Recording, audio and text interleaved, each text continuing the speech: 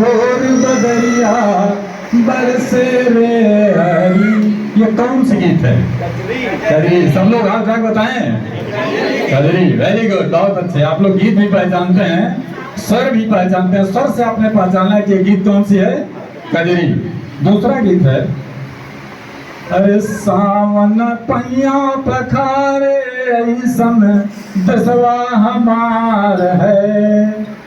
सावन सागर पौआ पखारे ऐसन दसवा हमार। कौन सा गीत है? लोकगीत, पूर्वी है। ये क्या है? पूर्वी है। बहुत अच्छा, वेरी गुड। आप लोग गीत की लाइन के स्वर से, क्योंकि शब्द तो वही है, इसके स्वर से आप पहचान रहे हैं कि ये गीत हमारा क्या है? लोकगीत है। अगला, अगली है, अब इसको पहचानना है आपको। आज बिरह में होली रे रसिया, आज बिरह में होली रे रसिया। ये कौन सा गीत है? क्या है?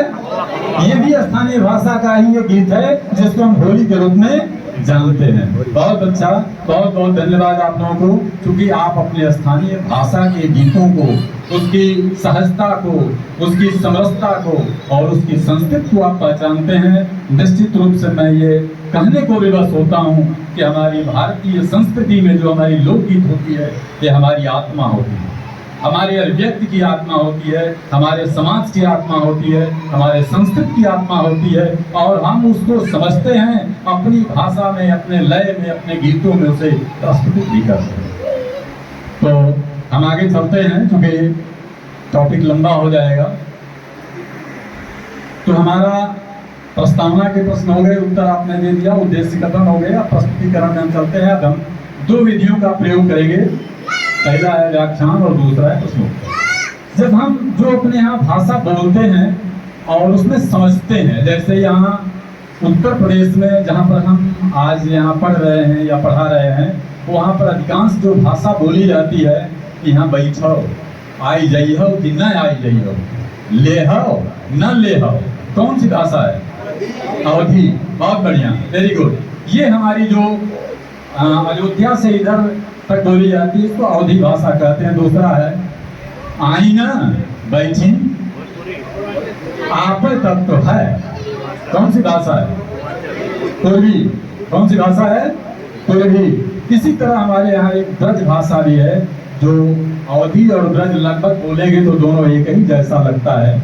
तो ये तीनों भाषाओं का संगम यहाँ हमारे उत्तर प्रदेश में देखने को मिलता है, जहाँ हम स्थानीय रूप से शिक्षण करते हैं। और भी अन्य भाषाएं स्थानीय हैं, जैसे बिहार में मैथिली और कोंकण है ना, भोजपुरी को आप समझ ही रहे हैं। तो इस तरह हमारे उत्तर प्रदेश में विभिन्न प्रकार की बोलियां हैं, और हर स्थानों में उनका अपना एक विशेष महत्व होता है। और निश्चित रूप से वो हमारे स्थान की जो भाषा है, हिंदी को सारगर्भित करने में, हिंदी की महत्ता को बताने के लिए सर्वोपरि और सर्वश्रेष्ठ होती है। तो इसमें कुछ कठिन शब्द हैं जिसका हम काठिन्य निवारण करेंगे। Write down on the black board. कुछ कठिन शब्द हैं, जैसे लोकगीत। पढ़ तो लेते हैं, समझ लेते हैं, भाव समझ लेते हैं, शब्द कैसे लिखे जाते हैं तो देख लें। लोकगीत, बच्चे इसको दोहराएंगे, है ना? क्या लिखा है? जोर से बोलेंगे सभी लोग। गुड, बहुत बढ़िया, शाबाश। अब लोकगीत कहीं लिखा होगा तो आप लोग पढ़ लेंगे ना। दूसरा शब्द है दिलचस्पी।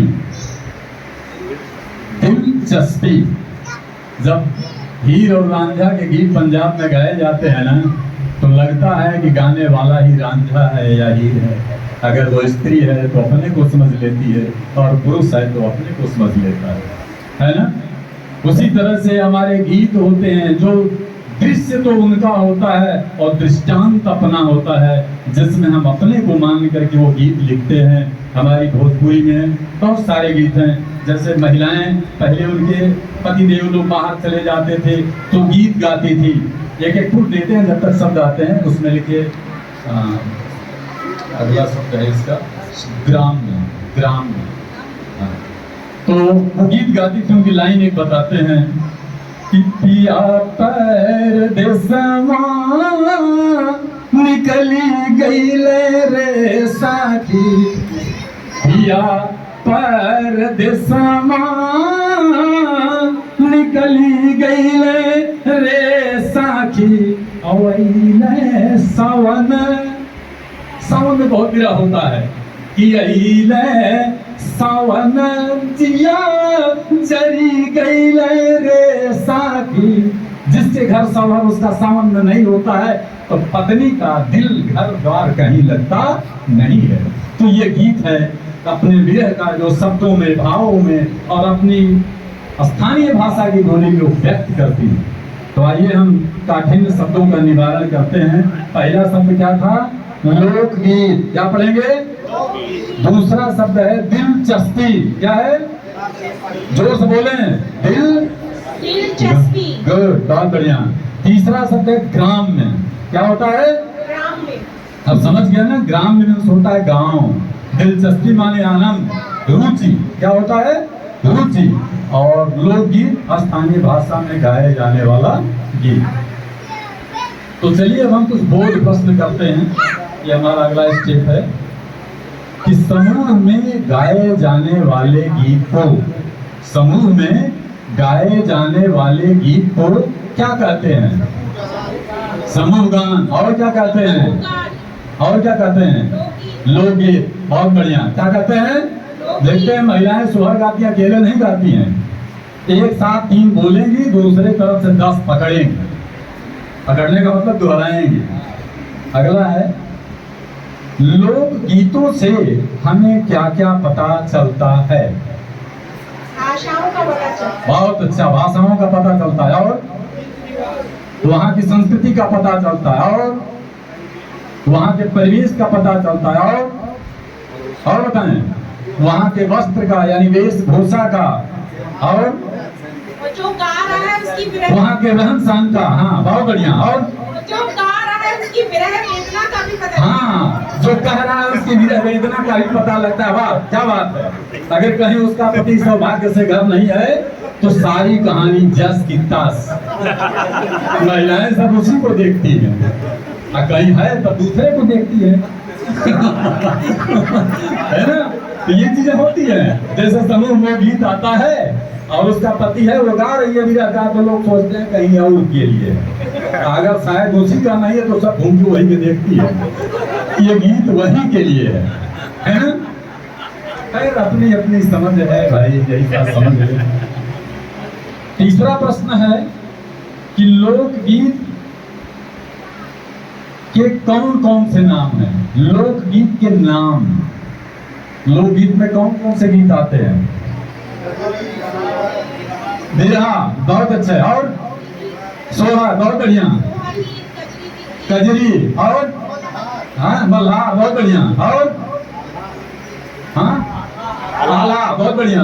सगुर।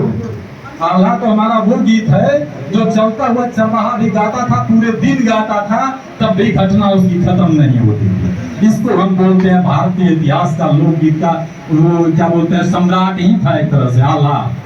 बहुत बढ़िया। और बताएं? जब शादी होती है विवाह गीत। विवाह गीत, बहुत बढ़िया। और विदाई गीत, बहुत बढ़िया। अच्छा देखो, गीत भी गाते हैं और रोते भी। स्वागत गीत। स्वागत गीत। देखो विदाई गीत होता है, गीत भी गाते हैं, रोते भी हैं। क्या अद्भुत वर्णन है ये हमारी लोकगीत का कि गा भी रहे हैं और रो भी रहे हैं, उसको कहते हैं विदाई गीत। और इधर है गा भी रहे हैं, गाली भी दे रहे हैं, लोग खुश हो रहे हैं। क्या विरोधाभास है और बड़े आनंद से सुन रहे हैं। एक गीत होता है ना जिसको लोग हाँ खिचड़ी खाते सुना। कौन खिचड़ी खाता है? दूल्हा। दूल्हा, हाँ दूल्हा खिचड़ी जब खाता है वहाँ बैठे लोग गाली सुनते हैं, मिठाई भी खाते हैं, खुश भी होते हैं और गाली सुन सुन के खुश होते हैं। क्या अजीब इसका चित्रण है हमारी लोक गीतों में, जो शायद कहीं देखने को नहीं मिलेगा। हमारी हिंदी भाषा इसीलिए जननी है। जननी मतलब जन्म देने वाली। अन्य जितने भी विश्व की भाषाएं आ जाएं, उसमें अगर हमारी मातृभाषा न हो, हमारी हिंदी न हो, तो सब बेकार है। तो इसलिए हम अपनी मातृभाषा को क्या करते हैं, यही हमारी जननी है और वहीं से हमारी हिंदी की शुरुआत होती है। अगला हम चलते हैं अब हमारा संदर्भ आता है, व्याख्या तुम्हारी होगी, अब संदर्भ आ जाता है हमारा कि हम कुछ पुनरावृत्ति प्रश्न कर लें कि बच्चे उसको समझ गए हैं और अपने से इसको लिख कर समझ सके, बता सके, क्योंकि ये होमवर्क में ये हो सकता है। तो हमारे यहाँ महिलाएं कब कब गीत गाती हैं? हाँ, बहुत बढ़िया। विवाह पर, मुंडन पर, जन्म पर, त्योहार पर, बहुत बढ़िया, शाबाश। हमारे बच्चे अब समझ रहे हैं कि लोकगीत क्या है। ठीक है, अगला प्रश्न है, ग्रामीण क्षेत्र की भाषा में जो गीत गाते हैं, ग्रामीण क्षेत्र यानी गांव की क्षेत्र की भाषा में जो गीत गाते हैं उसे क्या कहते हैं? लोकगीत। बहुत बढ़िया, क्या कहते हैं? लोकगीत। शाबाश, कम से कम ताली तो बजाइए उस छात्र के लिए जिसने तुरंत रिस्पॉन्स किया है। बहुत बढ़िया। अगला है चैता और कजरी, दो गीत गाते हैं और जिसमें चैता और कजरी लगभग लमसम गाए जाते हैं। कजरी जैसे समाप्त होती है चैता वैसे शुरू हो जाता है। क्या जबरदस्त इसका संयोजन है कि कजरी जैसे समाप्त होती है चैता वैसे शुरू हो जाता है। चैता का ही गीत मैंने गाया था कि पिया परदेसवा निकल गई रही है। सावन में तो है, और सावन में जैसे ही वो बाहर जाता है चैता शुरू होता है, विरह शुरू होता है और नायिका गायन शुरू करती है, पिया परदेसवा निकल गई है ना। तो चैता और कजरी कब कब गाते हैं? सावन में कजरी, बहुत बढ़िया। चैता, हाँ, सावन खत्म होने पर यानी चैत के बाद जो महीना शुरू होता है उसमें क्या शुरू करते हैं? हाँ, भादों में चैत। अच्छा, तो अब हम इसको गृह कार्य में ले लेते हैं, ये हमारे प्रश्नों में, और उम्मीद है कि हमारे बच्चे अपने माता पिता को भी बताएंगे प्रश्न, उनसे पूछेंगे, अगर कुछ चीजें उनसे भी मिलती है तो नोट करके लाएंगे, फिर उस पर चर्चा की जाएगी। बहुत बहुत धन्यवाद, थैंक यू, जय हिंद।